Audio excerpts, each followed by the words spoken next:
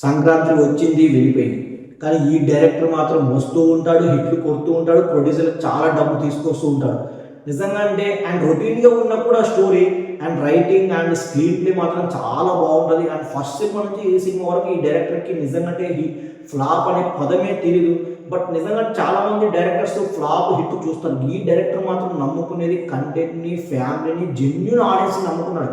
And నిజంగా అంటే ఈ డైరెక్టర్‌లో ఉండే స్పెషాలిటీ ఏందో తెలుసా? నిజంగా అంటే ఈ డైరెక్టర్‌కి వచ్చినంత ప్రమోషన్‌లు ఏ డైరెక్టర్‌కి రావు. చాలామంది తెలుగు ఆడియన్స్ ఎదురు చూస్తున్నారు. ఈ డైరెక్టర్ నెక్స్ట్ సినిమా ఎవరితో తీయబోతున్నాడు? ఏ హీరో? ఏ యాక్టర్?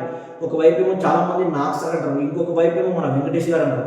వీళ్ళిద్దరూ నిజంగా అంటే ఈరోజు యాక్టర్స్ చాలా బిజీ అయిపోయారు. ఇంకొక వైపేమో నాగ్ సార్ ఏమో 'వందో' సినిమాతో ఆల్రెడీ సెట్‌లో చాలా బిజీ ఉన్నాడు.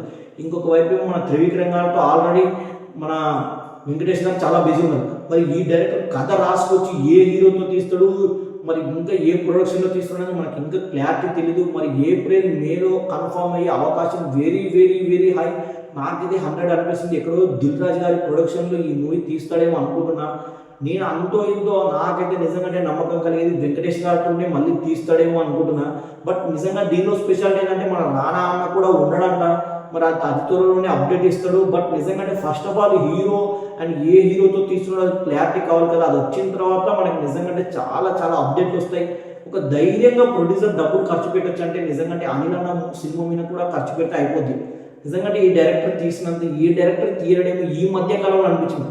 సింపుల్గా వస్తాడు, సంక్రాంతికి హిట్ కొడతాడు, సమ్మర్లో వస్తాడు, హిట్ కొడతాడు, ఏ టైంలో ఎలా వచ్చినా హిట్ కొడతాడు. నిజంగా అంటే ఫస్ట్ నుంచి ఇప్పుడు వరకు నమ్ముకునేది ఫ్యామిలీ ఆడియన్స్ని, జెన్యూన్ ఆడియన్స్ని, కంటెంట్ని, తనకున్న కాన్ఫిడెన్స్ నమ్ముతున్నాడు. నిజంగా అది మాత్రం నిజంగా అంటే అనిల్ అన్న చాలా చాలా ఫన్నీగా ఉంటాడు. అలాగే చాలా మంది కూడా సపోర్ట్ చేస్తాడు.